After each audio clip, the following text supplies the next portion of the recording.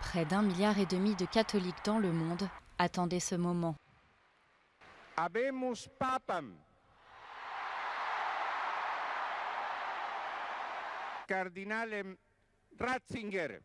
Au second jour du conclave, le 19 avril 2005, le cardinal Ratzinger est sacré pape Benoît XVI. Il a 78 ans lorsqu'il est choisi. C'est un intellectuel, théoricien originaire d'Allemagne, qui va succéder au charismatique Jean-Paul II. Ecco la croce, ma ora lasciamo la voce. Ed ecco Papa Benedetto.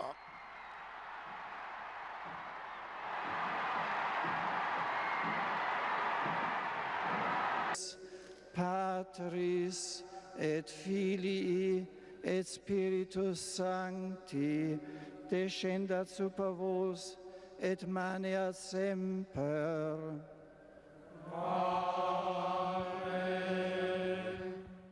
Mais un scandale aux proportions catastrophiques est sur le point d'éclater.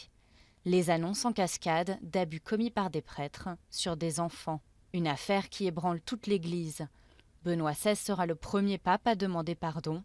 Il le fera publiquement lors d'un séjour aux États-Unis. Il m'est difficile de comprendre comment les prêtres ont pu manquer à leur mission de guérison et d'amour du Seigneur auprès de ses enfants. Nous avons profondément honte et nous ferons tout notre possible pour que cela ne se reproduise plus dans le futur. Pour certains, c'est l'héritage le plus important laissé par Benoît XVI. Une chose est sûre, il est l'homme qui a osé dire qu'il rétablirait l'image de l'Église.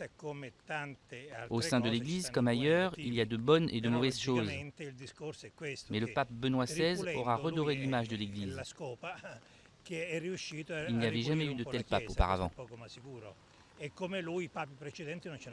Mais au-delà du scandale de la pédophilie, Benoît XVI a aussi été un pape très critiqué pour son ultra-conservatisme. Beaucoup lui reprochant de ne pas être parvenu à guider l'Église dans le XXIe siècle. Ses positions strictes sur l'homosexualité, les femmes prêtres, l'avortement ou l'euthanasie ont été dénoncées, considérées comme dépassées par beaucoup, y compris dans son propre pays, l'Allemagne. Pour les experts, le théologien a trop souvent pris le pas sur le chef de l'Église. Il a montré les limites de ses compétences. Lorsqu'il parlait en théologien, il oubliait ses fonctions de chef de l'Église. Il a commis beaucoup de bévues, nous le savons tous trop bien. Par exemple, ses discussions avec le monde arabe ou sur des questions de morale. Je pense que ce pape sera vite oublié. Il ne laissera pas une forte impression.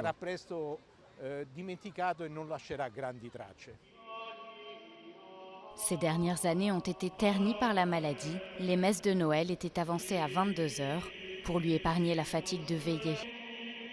Benoît XVI restera probablement comme un pape de transition après Jean-Paul II, laissant à ses cardinaux la difficile tâche de trouver un nouveau leader plus charismatique et capable d'affronter le XXIe siècle.